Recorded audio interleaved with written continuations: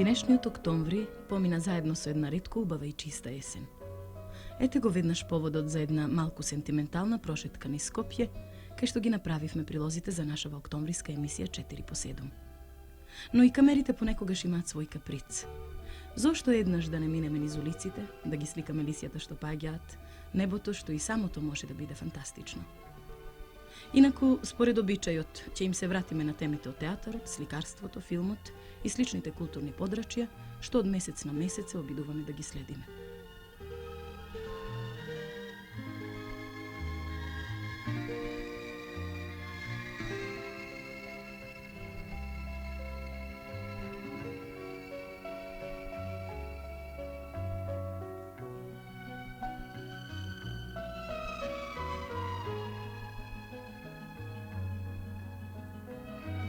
Народен театар ја отвори сезоната со представата Хелдерлин на Петер Вајса во режија на Владимир Милчин. На текстот на Вајс, што често се качува до полемичен и филозофски диспут, младиот Милчин се потрудил да надогради театарска игра што, служајќи се со хетерогени сценски средства, создава целина која што во многу кореспондира со она што е денес модерен театар.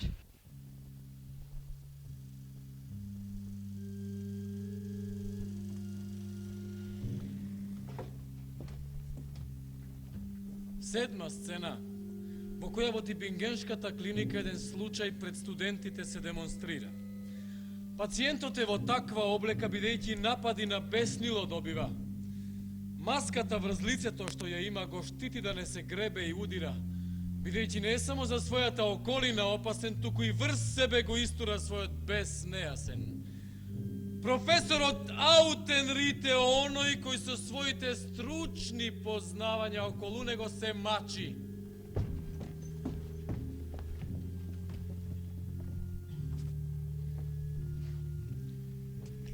Истиот од пред 5 години, со исклучок на неколку луцидни интервали, не е веќе способен за разумна комуникација. Пациентот во средината на јуни 1802, враќајќи се од Франција во Штутгарт, во душевно расстройство падна, каде што го третираше главниот физикус доктор Планк. Во почетокот благо, по една година болеста одново се влоши и покуса пауза во март 1805-та, како потполно лудило константна стана. Кого го виде тој таму, нека каже тој сепак, кого го виде тој таму, го виде ли тој пред себе Буонаротти? Камарад, ти дојде во Париз на пресвртницата, кога грабежот и робството пак завладеа. И на славното време на републиката, крајот му дојде. Крв! Ми блика од устава крв! Каде си? Јас не сум јакобинец! Не сакам да бидам јакобинец! Не сакам да бидам јакобинец! Тој припаѓа на лудницата! Овој овде ќе се најде во Асперка! О, Едварде, о како е твојот чевел од крв црвено извалкан. О, го отепав мојот татко. Наполеон се поведа плепсо да маршира и другиот плепс да го масакрира. Неискажливо колење долу настана, а на пропаста ни е пишана. Господата високо на коњите историјата ја прават, кај Маренго, Амиен и во битката на 3 цара. Веќе е 23 часот и 20 минути. Се наоѓаме на сцената на Македонскиот народен театар, заедно со протагонистите на носечките улоги во драмата Хелдерлин. Ристо Шишков, Димитар Костов, Емил Рубен. Во дневната критика кај нас, најчесто кога се зборува за представите, артистите се собрани во 2 реченици на крајот, во критиката. За жал. Што мислите вие за тоа? Збор 2 повеќе за тоа како се остварува една улога, тешка улога, која меѓу другото е и успешна по мислењето на многумина. Јас им благодарам на оние кои мислат дека е успешна, а за тоа дали е тешка, тоа треба малку да се познава таа професија, да се жртвува за таа професија, да се оди по некој пат вака во Бардовци,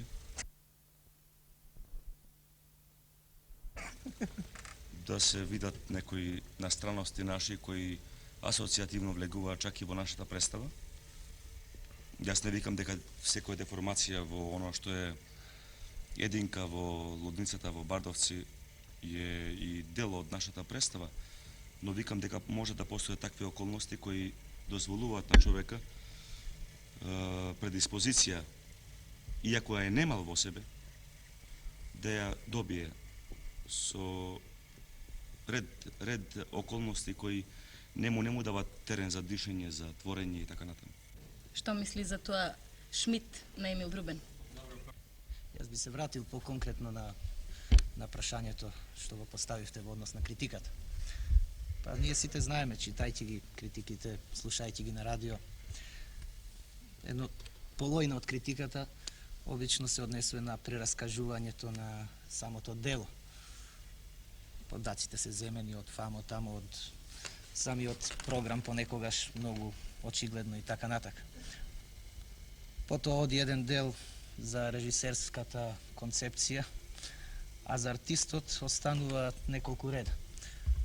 Многу ретко, понекогаш, му се обрнува внимание на артистот и тоа само на тој кој ги толкува поголемите Наслови. наслови. Знаете во што е парадоксот? Другите Парадоксот е во тоа што од секој пат се зборувало во театарот, во театарските кулуари, во оно што е педагогија во театарот, дека од секој пат театарот бил она жива комуникација артист-гледач, за разлика од другите медиуми, телевизија и филм. Демантот настапува во една ригорозна форма. Еден труд вложен од 3 месеци или труд вложен од режисерски аспект, од повеќе месечно согледување, доаѓа некој човек кој е висмајор, скоро висмајор, да кажи тоа може да има таков одзвук, таков белег, таква вистина, таква содржина, како што јас мислам. Другото, надвор од тоа, надвор од вашиот труд, тоа е смешно. Малку е парадоксално. Сакам да кажам и ова, дури би бил многу среќен кога би можел да прочитам дека еден артист се прати од улога во улога. Да публиката биде информирана што тој донел порано, сега како го донесува и така натак. Ни тоа го немам. Па вие, господине фон Шилер, бевте прогласен за почесен граѓанин на Франција. Големиот час само неподготвени и слаби глави таму најде. Би морало најнапред еден силен дух да се појави, кој ќе знае се што е разбранувано да го исползува. Така сакате вие, да ја запустите вистината. Истина е дека различните класи имаат различен начин на живење, кој еден со друг не сакаат да го делат. Хилдерин за мене е, меѓу другото и тоа не мора да се сложи ни режисерот, на некој начин животна улога, затоа што човекот интерно некој пат си го дели егото не сакајки. Јас лудилото во мене го барав надвор од мене да го видам со некоја демонстрација, ама изгледа малку повеќе поверував во оно што е виденото. Затоа и ме критикуваат. Димитар Костов, како Хегел, што имате да кажете? Па, Хегел, веќе кога спомнавте Хегел, тоа е малку голема личност, филозофска личност и со самото тоа, со името и така натаму, јас имав во почетокот доста проблеми. Мислев дека една таква личност да ја толкувам не е лесно. И мислев дека една таква личност, од тоа што сум знаел порано, дека една таква личност е нема такви настранности како, например, што е во конкретниот случај во пиесата, но кога малку повеќе се задабочивме во работата, видовме дека и големите луѓе понекогаш имат своји недостатоци, своји слабости и настранчивости. Во текот на подготовките на представата, ансамблот на Хелдерлин и режисерот Владимир Милчин направија разговор со луѓе од работни колективи и културни дејци од Скопје. Темата беше какви одзиви наоѓа представата кај гледачите, дури и вака неподготвена, кои се нивните импресии, замисли. Еден интересен обид што е актуелен во вечниот проблем на нашите театри. Какви представи се потребни на нашата публика? Затоа дали имињата од историјата, како Хегел, Фихте, Гете, представуваат известна бариера меѓу гледачите и представата. Режисерот Владимир Милчин има збор.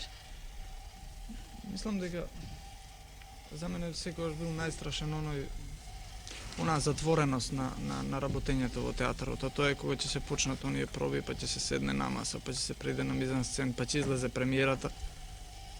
Па после таа премиера ќе дојдат нашите пријатели и роднини, ќе ни донесат свечиња, ќе не потапшаат по рамо, нели, ќе ни честитаат и сето тоа е во ред. И тоа е сето многу комфорно. Мислам дека тоа премногу комфорно за да се прави било каков театар, освен оној што го викаме булеварски или граѓански. А кога се работи пиеса како Хелдерлин, која во себе носи толку идеи, која во себе носи токму протест против таков граѓански, конформистички начин на живење, тогаш мислам дека е нормално да таа екипа која работи дури и во најстрашна фаза на работата, тогаш беше она најстрашната, сите бевме преморени, пиесата ни беше веќе одвратна, не беше технички склопена, сите се нервиравме, мислам дека тогаш е баш најдобро да се излезе и да се оди пред таа јавност. Иако за мен разговорот на некој начин не ја погоди својата цел затоа што немаше многу од тие работници. Оправдувањето за разговорот дојде дури подоцна кога добив писмо од еден работник, кој на еден многу специфичен начин пишува за сето тоа и покажува дека не мора за таа публика Хегел, Фихте и другите да бидат бариера.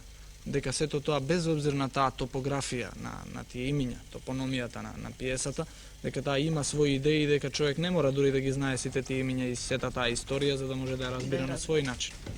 Освен тоа, мислам дека комуницирањето на театарот со публиката, а особено ако сакаме да правиме ваков театар кој има малку поголеми барања пред се од луѓето кои го прават, а после од оние што го примаат, мора да оди во ширина, мора да бара и други начини на комуникација освен самата представа. Затоа што постои еден вкоренет начин на примање на представи кој треба се наруши. И мислам дека таков начин за сега е единствениот што ни постои, иако мислам тоа го прави во Пантаглез оној карневал пред представата, со голтарите правевме разговори, така што мислам дека е тоа неопходно ако сакаме да правиме навистина широк демократски театар. Она што чиј завршеток за мене би бил она што го говорам веќе не само јас, веќе неколку години, а тоа е бесплатен театар, отворен театар до крај.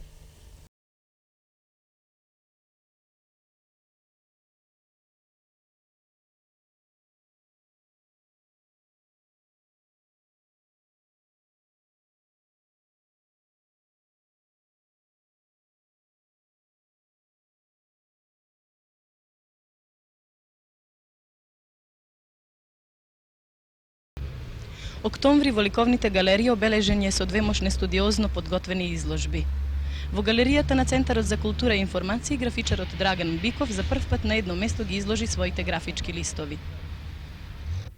Графиката кај нас нема големи традиции, барем во формата што ја подразбира современата графичка дисциплина. Каде е според вас местото на графиката кај нас и денес? Графиката баш во Македонија моментално не е баш на некое ниво посебно и мислам дека баш заради тоа ова изложба му дава можда поголеми шанси на графиката да се афирмира во Македонија. Графичарот, можеби повеќе од другите ликовни уметници, има да реши два основни проблеми, а тоа се да ја однегува до максимум техничката перфекција на дисциплината и истовремено да обезбеди слобода на својата фантазија. Кажете ни сега, каде ја наоѓате и како ја наоѓате вие својата творечка мерка? Техничката перфекција кај графичарот зависи првенствено од неговите презнаења. Мислам дека школувањето за еден графичар захтева да ги познава графичките дисциплини, врстите на штампањето, на печатењето. Поред останатото што мора да како уметник го има, значи првенствено му е битно да го научи занатот. Без занат не може да се постигне никаква перфекција. А тој занат не е толку ни комплициран од формата, можда е модерна, можда и не е баш многу модерна, во секој случај на некој начин се врзува со техниката. Техниката во која работам, тоа е комбинираната техника, баш изискува, бара да се даде поголем акцент на бојата. Традицијата нас на некој начин не обврзува овдека кои живееме во Македонија поготово, сликајќи го моментно животот сегашен, да на некој начин не ја запоставиме. Тоа се огледува баш кај нас во тоа што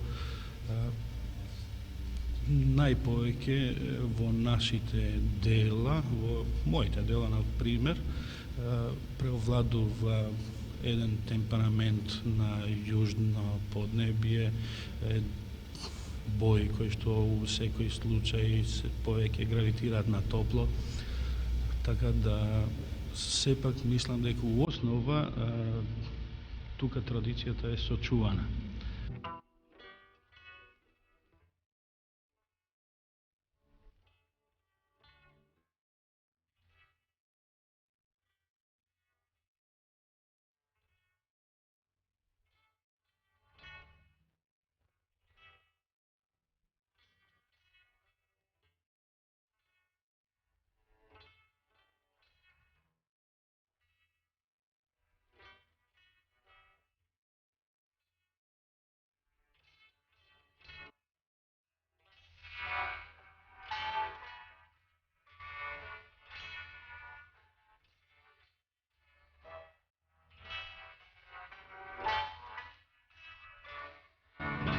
Во Уметничката галерија 3 години по својата прва самостојна изложба Танас Луловски Тане се представува со 30 на нови платна. Тој припаѓа на младата генерација македонски уметници. Неговото сликарство е поетично и рафинирано, на границата меѓу лирската и геометриската абстракција. И токму тоа се својствата што неподвоено го привлекува вниманието како на публиката, така и на критиката. За оваа самостојна изложба ви беа потребни повеќе од 3 години. Критиката ви ја оцени високо и ви значи ли тоа нешто? Ви значи ли таа како добра подлога за натамошна работа?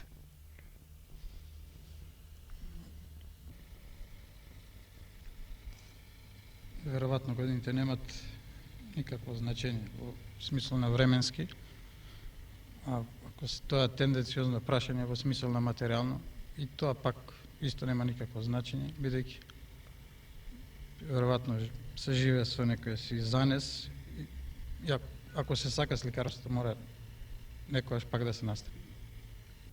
Каде е според вас местото на македонското сликарство во европските, во светските токови?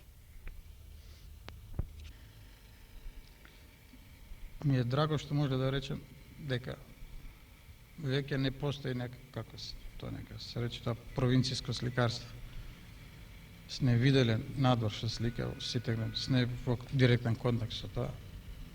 И можеме да се чувстваме и во едно наше село, како да живееме исто во Париз, мислам, исти потенцијал, како да го наречем. Убаво ли е да се биде сликар? Тоа нека остане тајна. Веројатно секој почнен сликар знае како си се осеќа. Точно.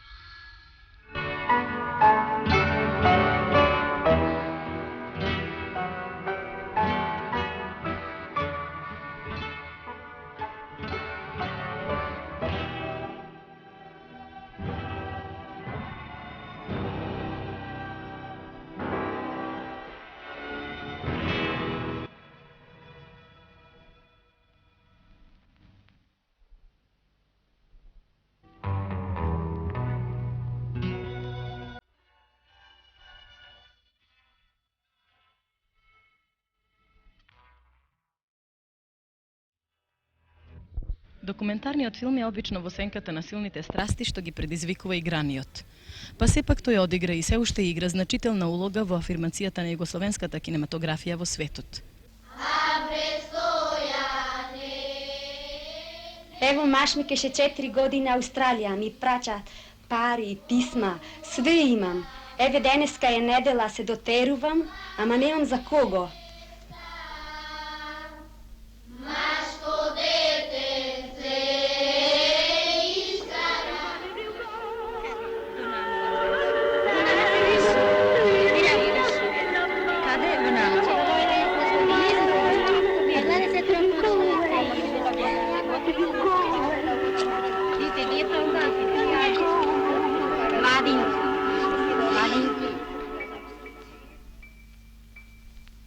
If you go away, as I know you will, you must tell the world to stop turning till you return again. If you ever do, for what good is love without loving you? Can I tell you now, as you turn to go, I'll be dying slowly till the next hello. Се наоѓаме во студиото на Вардар Филм, со нас е и режисерот Мето Петровски, кој моментно работи на еден документарец и токму тоа беше поводот за еден мал разговор со него за состојбата на документарниот филм кај нас. Своевремено документарниот филм направи, југословенскиот документарен филм, направи продор во светот. Меѓутоа сега се има впечаток дека тој одново паѓа во сенка или може би е неправедно запоставен. Што се случува денес со документарецот кај нас? Всушност, она што е пронесе славата на југословенскиот филм пред се документарниот филм, а потоа цртаниот. И би могло да се каже дека југословенската кинематографија спаѓа меѓу кинематографии кои најмногу снимаат документарни филмови. Оттаму нашите селекции документарни филмови на светските фестивали освојуваат бројни награди. Меѓутоа, има периоди во развојот на југословенскиот филм кога документарниот филм запаѓал во разни кризи, тематски можеби сврзани со разни настани од друштвен карактер. Ако се говори за македонскиот документарен филм денес, тој може слободно да се каже дека скоро и не постои. Веќе со ред години од разни причини во Македонија не се снимат документарни филмови. Во неа смисла, мислам на креативни документарни филмови кои ќе значат и дострел, и ќе значат и откривање, ќе значат и афирмација на македонскиот филмски работник. Што се работи во Вардар Филм моментно и оваа година воопшто на планот на документарниот филм и што вие лично работите? Вардар Филм како продуцентска куќа за оваа година предвидува неколку проекти за документарни филмови. Кочо Нетков пред известно време го заврши документарниот филм за Гоце Делчев. Трајче Попов сега работи на дугометражен документарен филм за Кочо Рацин.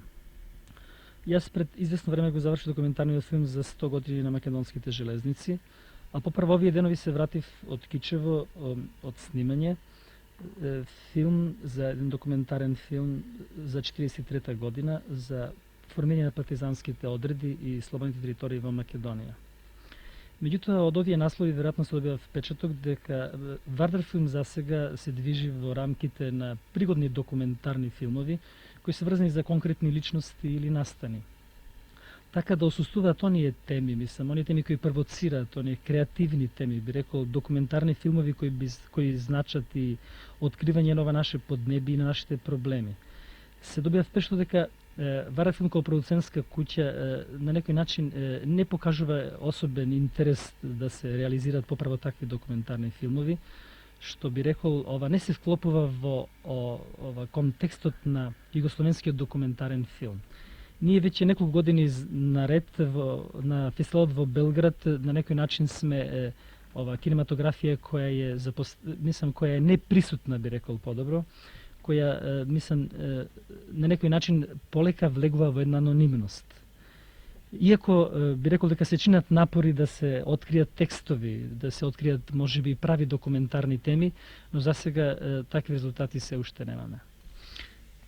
Мислам дека и оваа година на Белградскиот фестивал ќе останеме веројатно, мислам, од оние продуцентски куќи кои, мислам, не може да претендираат на некакви признанија. И на крајот да го поставиме прашањето дали долго дискутираната интеграција меѓу Вардар филм и ФРЗ ги дава очекуваните резултати. Интеграцијата која како процес траеше веќе долги години, таја на извесен начин и мислам во одреден домен таја и се реализира. Меѓутоа, засега да се говори за резултати, мислам да е прерано или можеби и тие резултати кои се очекува засега се уште така, би рекол, латентни, невидливи на некој начин, да. Меѓутоа, ни останува надеж да се надеваме дека навистина во еден иден период таа интеграција ќе резултира и ќе ги реализира оние концепции над кои таа беше и поставена.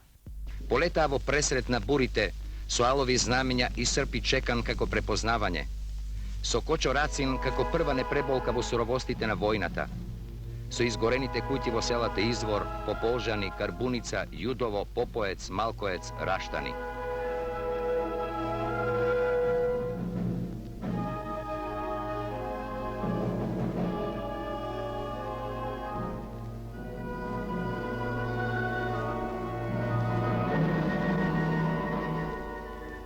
Колку е скапа цената на слободата, може би Кичево и кичевчани знаат најдобро.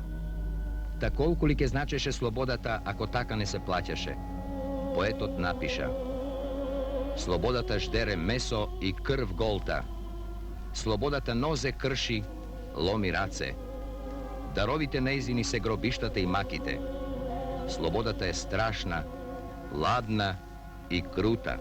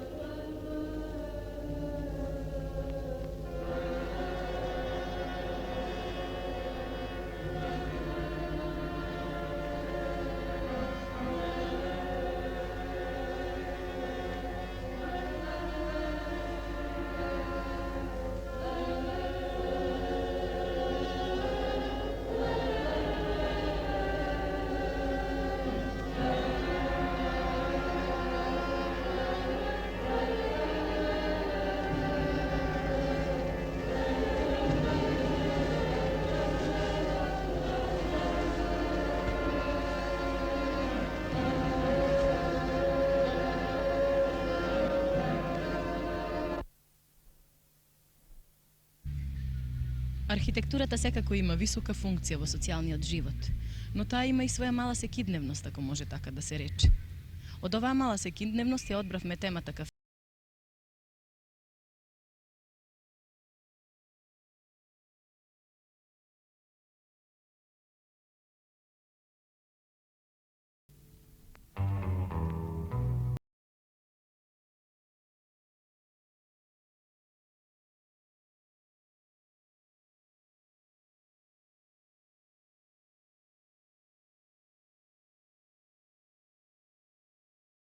Еднаш да пробаме да го дефинираме поимот на кафеани, без оглед во какви под какви имиња се јавува во разни земји. Постои бистро француско, постои кафе француско, постои италијанско буфет, постои паб англиски и така натаму. Да, точно така. Точно Сите горе-долу се сведуваат на нешто каде што може да се излезе, да се седне, да се поразговара, евентуално и да се презалови нешто. Кафеана, рецимо, е простор кој што служи за собир на луѓе, за разговор на луѓе. Рецимо, во кафеана може да се слуша дури и радио, може да се гледа дури и телевизија, може да се слуша музика и рецимо ние низ историјата сме сведоци дека од обични кафеани една станата трансформација, така да речени во француска рецимо кафе музик, па после рецимо доаѓа до тоа да се направи рецимо некој мюзик хол, рецимо познати се оние Фоли Берже, па А каде кај нас ја сместуваш историјата, почетокот на кафеаната, ти преска? Па слушајте, ја вака мислам дека кафеаните прво нас не газеве овдека на Балканот. Они како што велат идат недека од блискиот исток, првите кафеани недека во 15 век во Мека, па Сирија, па Кајро, па Цариград. Кафеаната на некој начин доаѓа после Анот. Да. Дека Анот и предходи на кафеаната, дека тоа не беше Анот место одговара на на средба, хотел, туку на- да.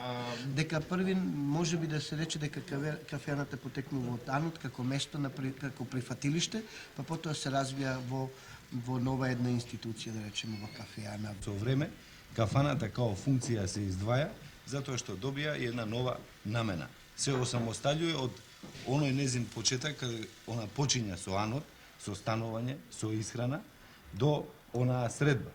После тоа, она го добија својот специфичен карактер, да она денеска можеме да ја издвоиме од еден хотел, као што истовремено она може да биде и негов составен дел. Колку сериозни, колку значајни дела од историја на литература и од историја на философија, сакаме да се напишани во она што сега би можеле да го наречеме кафеана. Почнувајќи по 19 век, колку се сеќам, кафената игра огромна улога и во литературата и во сликарството. Места на збиралиште, но места и на создавање. Во секој случај, јас мислам дека нема потреба да споменувам колку многу и литературата, и историјата на литературата и историјата на уметноста воопшто даваат показатели дека кафеаната била во свое време, а во некои земји се уште е место каде што уметникот навистина може и да создава. Се може би друго е прашањето, она што евентуално архитектите би можело да речат колку кај нас кафеаната пружа една таква можност во денешни услови, денеска и како воопшто се гледа на неа. Пред се, дали кафеаната е само декор, тоа би ти само Ја нешто друго би сакал да речем да моја, бидејќи во однос на архитектура кафеаната, ја не знам дали има некакви особени големи значења. Кафеаната на некој начин, пардон, ја што би рекол во почекот, е на некој начин продолжена дневна соба на едни граѓани, на едни луѓе, што ја знам кои што живеат во тој град или кои што се на крај организирани као народ. Мене ми се чини дека кафеаната има и повеќе функции во себе, него што ги има дневната соба, и дел на тие функции, за кои зборувавте во предходните моменти кога споменавте дека тука твореле уметниците, дека тука се сретнувале политичарите, дека некој пат се стварале режими и обарале влади, како во еден работен простор, мислам дека се тоа основните функции кои кафеаната ги има во себе и оние специфични задатоци кои ги поставуваат пред архитектот кога го третира тој простор на кафеаната. Види, али кафената покрај оние рецимо да речам државни или велики постои или уметнички постои има многу емотивни емотивни цели људски драми. Цели људски драми се има случувано во кафеана. Бракови, одлучување дали ќе имаме породица поголема или ќе имаме помала породица. Колку ќе бидеме заљубени. И така натаму, и така натаму. Неверојатни, суптилни и емотивни моменти. Добро, јас сега би ве замолил да создадеме малце ред во овој наш доста анархичен начин на разговор, кој сепак мислам дека е драгоцен и не доведе до темата. Се навоѓаме во една кафеана, која се разбира како домаќин за нашиот разговор, е исклучена од дискусијата за незините квалитети или евентуални мани. Меѓутоа, тука се сите реквизити, овде чај, алкохолот нема да го споменуваме. И темата на нашиот разговор е кафеаната. Со обид да ја вклучиме во она што е архитектура, не во нејзините највисоки претензии, меѓутоа, верувам, не ни во нејзините најмали. Бидејќи толку голем дел од животот во јавноста се одвија во кафеаните, замоливме неколку наши културни дејци, писателот Јован Павловски и долгогодишен новинар, архитектите Живко Поповски и Радован Раđenović, да продискутираме колку и во која мера кафеаната има своја култура, архитектонска и социјална, и да евентуално да ги откриеме незините пошироки димензии. Јас мислам дека водиме еден диалог кој што навистина за прв пат кај нас се води за една тема која што секогаш била присутна, меѓутоа околу која што никога сериозно не сме разговарале. Ќе се обидам накратко да издиференцирам улогата на кафеаната и нејзиното место сега кај нас, и порано ако евентуално тоа е потребно. Мислам дека кафеаната во недостиг на други институции, културни домови, што ја знам, објекти за рекреација и така натаму, денеска како и порано ја игра улогата на место кое што ќе пружи можност за едно психолошко и физичко релаксирање. Понатаму во недостиг на стамбени простории таа надоместува ни за проблеми што денеска ги имаме. Проблемот, например, на простори стамбени, доколку е жесток, а дека горе-долу е жесток кај нас. Штом ти се јават гости, не можеш да ги примиш дома, току сакаш или не сакаш, ги водиш кафеана. Недостигот, факторот на време исто така е многу значаен. Во ова наше динамично време, кога навистина немаме многу слободно време, секој обид за средба или за разговор се вршат главно во кафеана наместо дома, затоа зашто треба дома да се подготви, што ја знам, после тоа да се почисти и така натаму, за разлика од кафеаната, каде што сето тоа други го прават. И најпосле, мислам денеска дека кафеаната игра една селективна улога, би рекол. Улога на селектор на одредени општествени структури. Таа кај нас, може би и најмногу, е селектор кој што точно го одредува местото на одредени категории луѓе. Градот како еден урбанистички феномен преко новите социолошки и социјални структури, преко кафената изнуди и едни нови форми, рецимо како што е бифе, како што е бар, како што е експрес ресторант, самопослуга. И на крај, ние во овие последни неколку години сме сведоци на појава една масовни на диско клубови, така наречени, не?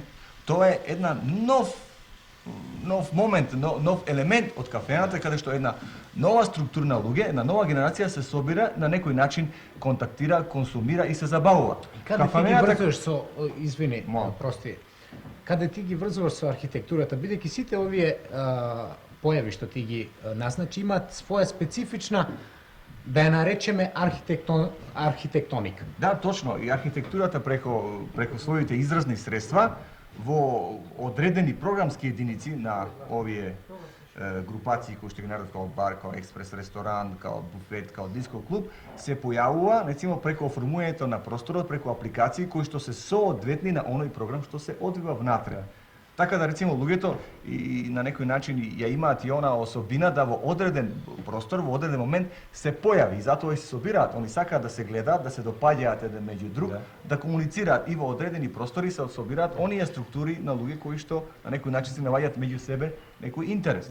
Мислам дека суштината на проблемот стои во предодредување на кафеаната као простор, као задаток за архитектор, кога таа се програмира така да она може да служи за некакви свадби, кои се во секој случај као манифестација врло интересна ствар и као задаток, но се програмира за свадби кои во некоја рука треба да посеќаат на некакви митинзи и таа во себе носи еден проблем на инвеститор, на луѓе кои го одредуваат задатокот, со тоа што архитектот го поставува во ситуација да он решава простори во однос на онова колку некој може да плати. Радко, за мене е интересно просто. Ја би ве молил само момент.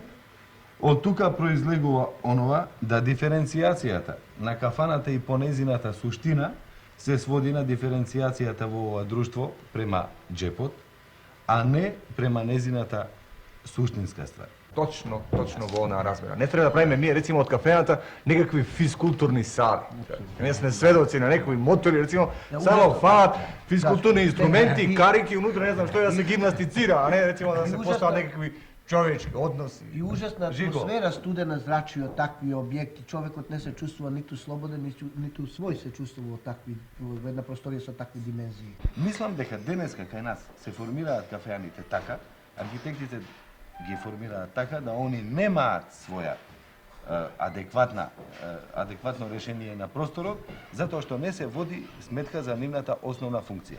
Или оние кои се приврзеници на современата архитектура, сметајќи дека го пратат ритамот на современиот живот, буквално ги пренесуваат кај нас интериерите на пабовите, на бистроите и сличните кафеани во другите средини, кои во секој случај ни као функција, ни као простор не можат нас да ни одговарат и да ја обават основната функција која они треба да имаат.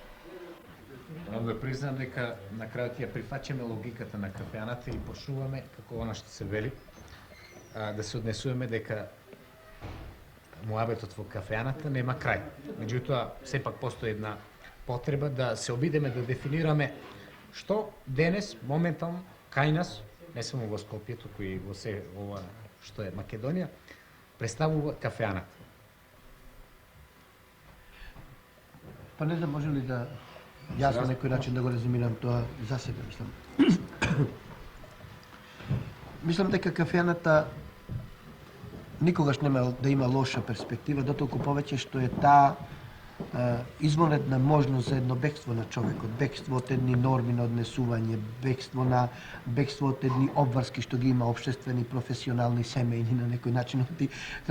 Она добро во еден разговор што го имавме со тебе го рече, таа е навистина можност за едно празнење вака чисто, за едно чувствување на поголема средина, на едно поголемо на чувствување на луѓе околу себе.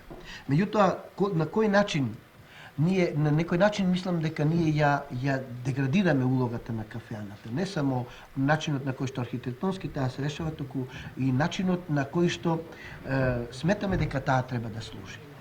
Значи, тоа е простор кој што ја вака од вас збора. Тоа е простор кој што дава возможности за човечки компензации физички и емотивни од сите области. За мене е тоа во секој случај задаток за архитектот кој му пружа големи можности за права креација, за суштинска креација, нешто што може да доведе до големи резултати, нешто што би било резултат на оно што е права архитектура.